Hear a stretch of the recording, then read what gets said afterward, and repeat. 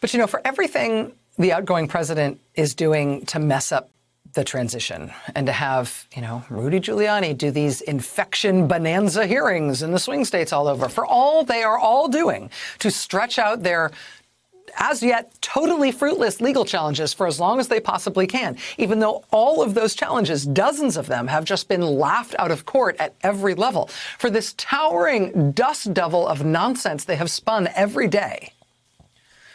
What about the crimey stuff? What about the stuff that's not just nonsense and noise? What about the actual individual pressuring by the president of officials that they should falsify the election results? If you or I did that, we'd be indicted.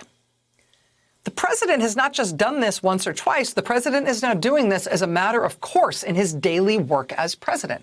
The Washington Post just reported within the past hour, it's now 3 different states where the president has personally leaned on and pressured state officials who have some responsibility for handling election results. He has leaned on them and pressured them, again, in 3 states, to try to get those officials to falsify the election results in those states to say Trump won instead of Biden. It is apparently not just Michigan, which we saw 2.5 weeks ago, where he brought Republican state legislators to the White House ahead of Michigan certifying its results to pressure those legislators, apparently, into trying to insert themselves into that process to stop the formalization of the vote, to interfere with Michigan declaring correctly its election results as a Biden win.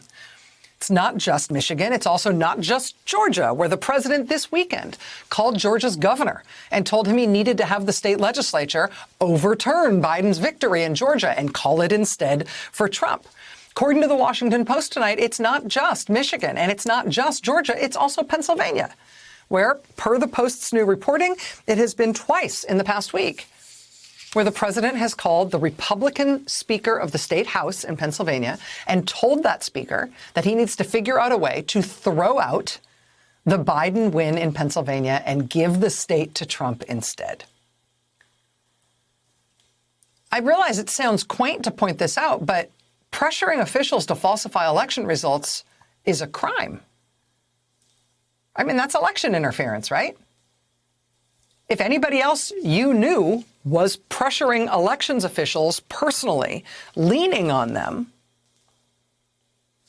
weighing on them to try to get them to falsify the election results and say the other guy won, they'd be indicted.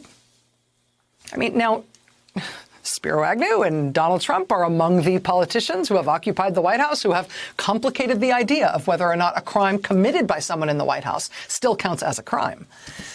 But ignoring this stuff and pretending it's okay can't be the right solution here either.